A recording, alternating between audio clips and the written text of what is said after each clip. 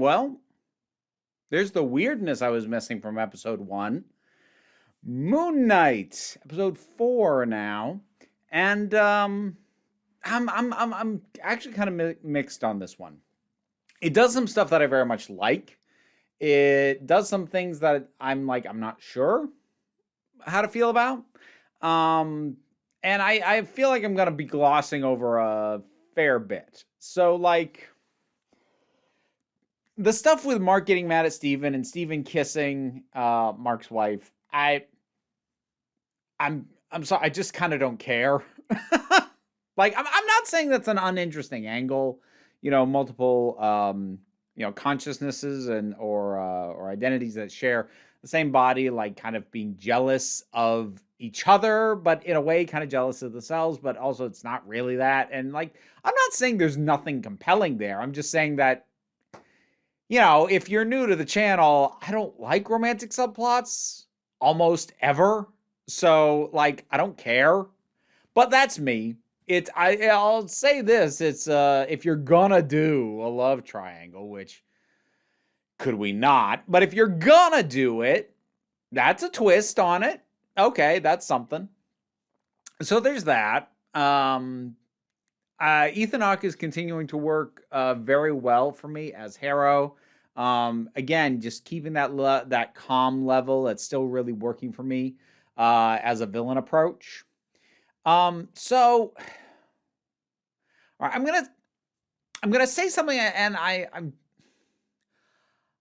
don't mean this as just a flat out criticism, like it's bad, because what I'm about to say, I'm not sure is my criticism to make. But what I will say is the closest thing we get to any kind of embodiment of this ancient Egyptian civilization, people, or whatever, being murder zombies, it makes me feel a little weird. That's what I'm going to go with. Should they not have done it? I don't know. It's not my criticism to make. I felt weird watching it. I think it just largely has a lot to do with tone. Because I professed before, I like the Brendan Fraser Mummy movies. Well, the first two anyways. And are those culturally sensitive? No, they're not really, but they're also dumb. They're dumb movies. And there's just stuff I'm willing to roll with more when it's just trying to be dumb fun than something that's taking itself a bit more seriously like this is. It felt a little out of place, I think, in a more seriously toned series like this. But again, that's just me being I don't know about that. But we'll move on.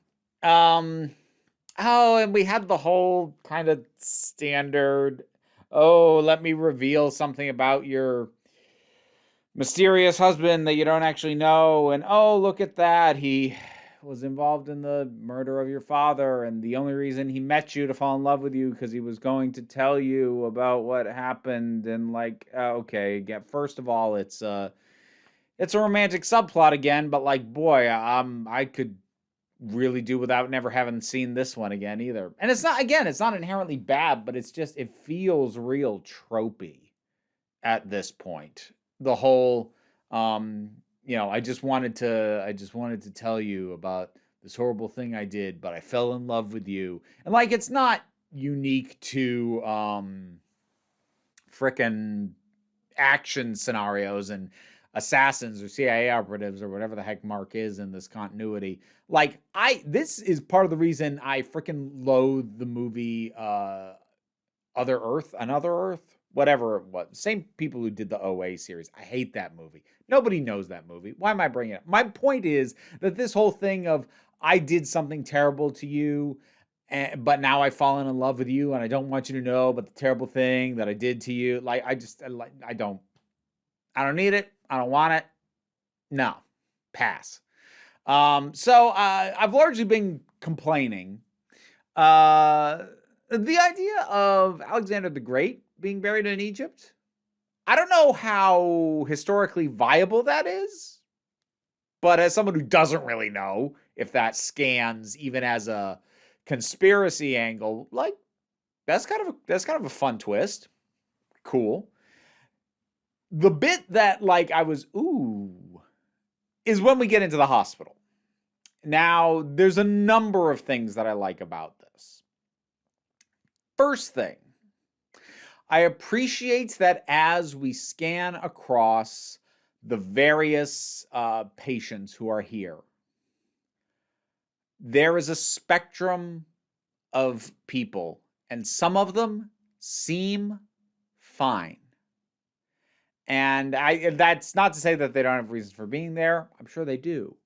But what I was dreading when the camera started that pan across as the guy was calling out bingo numbers, I started to think, oh God, okay, we're gonna have somebody like just rocking in place, another person's gonna be like, yeah. I was just dreading all this tired, tropey nonsense, and there was not a lot of it. There was like a guy super obsessed and focused on his Rubik's Cube. There was this woman drawing and seemed very happy with what she drew, and then it turned out to be a bird with Khonshu's head, which I was like, oh, okay, that's also kind of a nice touch.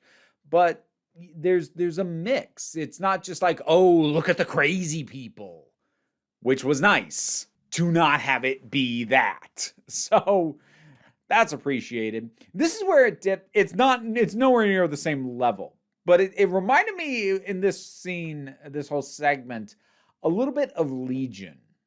And Legion's real good. Legion's real weird in a way that really genuinely makes you wonder, okay, I'm just trying to sort what's reality here. And while I kind of wish this led into the idea, or at least stuck with the notion of maybe everything we've been seeing is in Mark's head, a little longer than it does. I either wish we'd gotten to the hospital sooner, or we kind of hold off the things like Mark running into Steven in person and they're both physically there, so obviously something's going on here. If that had been pushed off to next episode, either one of those might have worked for me. I kind of wanted to dwell in the uncertainty a little bit more. Not that I was expecting it to actually turn out to all be in his head, but like this is a story about a guy who has a hard time sorting out what is going on and what version of him is even in control, and mess with my head a little. I don't know. It just seemed, it's, again, like I said in the opening, it's something I missed from the first episode. What I really appreciated about the first episode was how little we knew, and since we stuck in that episode strictly with Steven, and we lose time when he loses time, and and then even at the start of the second episode, the jackal thing is not on the camera. I've been missing these little hints that maybe Mark and or Steven is not reliable for themselves or the audience. I was wanting more of this, and it gave me more of that. Weird note to end on with I don't know which Egyptian deity would have had the hippo head. I don't know Egyptian pantheon that well, but that was kind of funny. I laughed at that. I'm not sure I've got too much else to say. I suspect that a lot of the next episode is going to be Steven and Mark escaping from inside his head, ? Or some equivalent to that, or something like it. But like, it's not going to be a question of, is this reality? They've already tipped their hand that like, no, this definitely is not. So I hope that they lean into the chance to do more inventive things. And at this point, I'm just talking about the DID stuff, the dissociative identity disorder stuff, just as a narrative thing, because I've made the point in basically every other review that I don't know if this is good representation of the condition. I hear wildly varied things, and I'm not in a position to judge that. But just strictly from a narrative point, it's mostly working. Like I said, the love triangle thing, I don't love it, but that is a way to shake up a tired love triangle nonsense. So yeah, We've only got 2 more episodes left. This thing's wrapping up quick. But yeah, definitely curious to see what we get next. I hope it is kind of out there.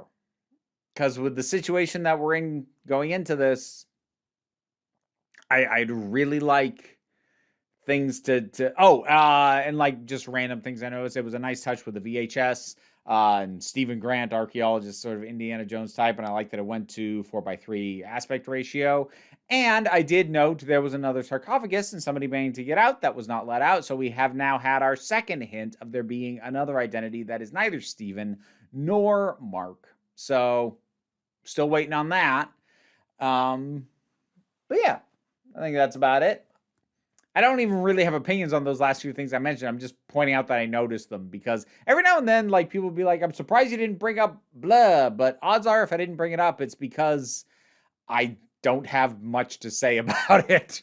But I'm just trying to cover my butt there. There we go. Moon Knight, episode 4. What'd you think about it? Whatever your thoughts are, drop something down in the comments. Let's talk about it. Patreon's how I pay the bills. Keeps this whole operation up and running. Any amount you can give helps. Don't worry too much about it. We take a relaxed attitude around here, so you can just come on back next time you need a break. And credits. I got to shout out my top Patreon supporters, so thank you very much to Zubin Lutfullah, Tarak, Oliver B, Melinda Walters, Leotha Boyd, TT, Renobulax the Poodle, Eidolon, Tracy Scrabbit, Vincent Paul Bartolucci, Angry Caspero, Adam Lefty Taylor, Shane Ross, Robin Moore, Shayla Gourlay, and Brendan LaRose. Couldn't do it without you.